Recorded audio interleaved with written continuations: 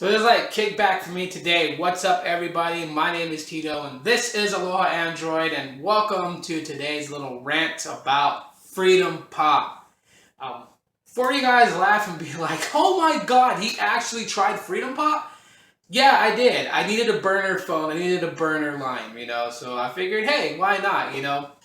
I got Sprint devices. They use Sprint devices, so why not do that? Well, I had a slight disappointment with it. Sorry, I just kicked the camera. I had a slight disappointment with it. And I'm going to explain that here in a second why. Alright, so I went and got a FreedomPop account, okay? Signed up for it using my secondary email address, and I was like, alright, you know what? They take bring your own devices. And yeah, I have a couple of Sprint devices that I've had for more than a year, and I was like, I could throw one of them on there. So I took my LG Vault and tried to throw that in there, and it was like rejected. Like, why was it rejected?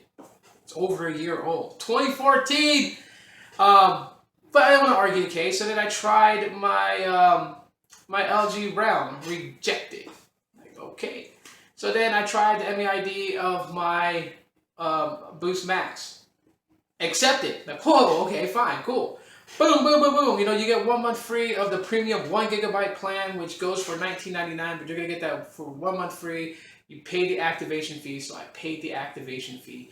Got the instructions to program the phone, programmed it, and disappointed, okay? Yes, granted, this was going to be a burner phone, a phone that I throw in my backpack, that I know that if my daily driver ran out of juice and there was no place to power my daily driver, like to charge it, then I could just whip this out, make quick phone calls, quick text messages, access the internet if I need to, no problems, right?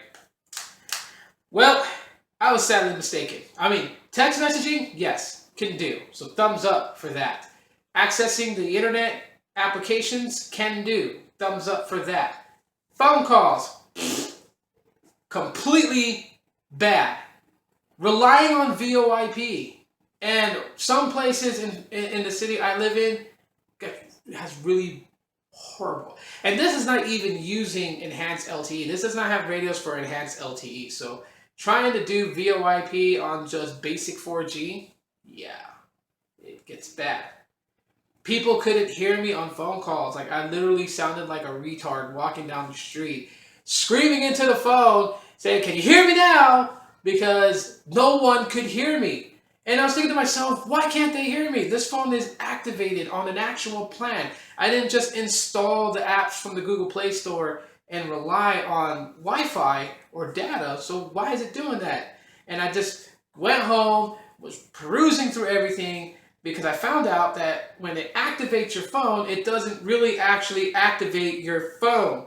I mean, it activates it to understand, that it's using this device. Okay, granted, but it does not, it does not program in MDN and the MIN. And if you know what that is, cool. If you don't, basically the MDN is your mobile number. The MIN is a secondary number that is recognized for roaming.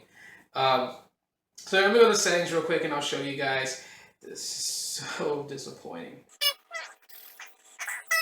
Okay, so it gives me this weird thing, okay? My phone number that's programmed in here is a totally different number than what I was assigned from FreedomPop. So that was the first clue that I'm not actually using cellular radios to making phone calls.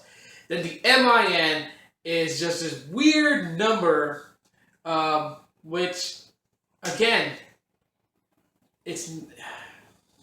come on, FreedomPop. Like, I brought my own device to you guys. Could I at least get a real phone number programmed into my phone? Like, that's what I was thinking, was like, come on now. So I went looking online to see if there was a way to manually program it. What was the manual settings to program it in? And I was trying to figure out, how could I get my MDN? How could I get my MIN? Because they would have to provide that to me. It's not something that you can just grab yourself. And I'm going and thinking about it. I'm like, holy crap, like, that's how they do it. They activate your line. They have you download FreedomPop app, and then you got to use VoIP, which, don't get me wrong, when I have great LTE signal in the heart of the city, which is mostly about 85% of the places that I go, then you know what, phone calls should be just fine. Not the best, not as good as just basic phone calls from, say, my daily driver, which uses cell radios to make the phone call. It's not going to be as good as that, but it'll come close to that.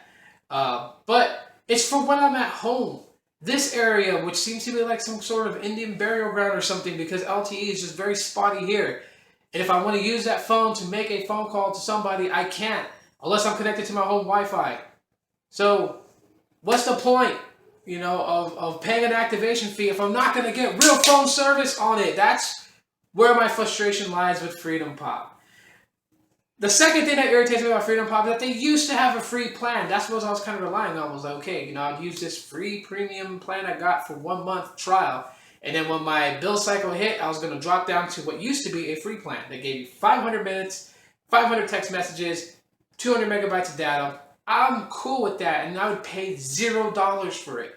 And I'm cool with that because it's a burner phone. It's if only I really need to use it. And if I connected to the network, I would use Hangouts dialer. I would dial out using Google Voice to call people if I was going to make long conversations. Most likely wouldn't happen. But if I needed to, I could go that route. Then if I needed to make a quick phone call like, hey, I'm on my way home, then boom, that would have been perfect. But non-existent. The only plans that they have are these premium plans, lowest being $10.99, the highest being $29.99, and the highest plan that's $29.99 is unlimited everything is what it's called. It gives you unlimited talk and text. It gives you 2 gigs of high-speed data, and then they're throttled to slower speeds. Whereas the rest of the other plans, you get an allotted amount of data, and once you hit that mark, you're cut off. No data. But you can earn free data, though, going to the website. So that's my rant about FreedomPop. Some of you guys that are using it, I would love to know your guys' thoughts and opinions about it. You guys can do so by leaving that in the comment section of this video.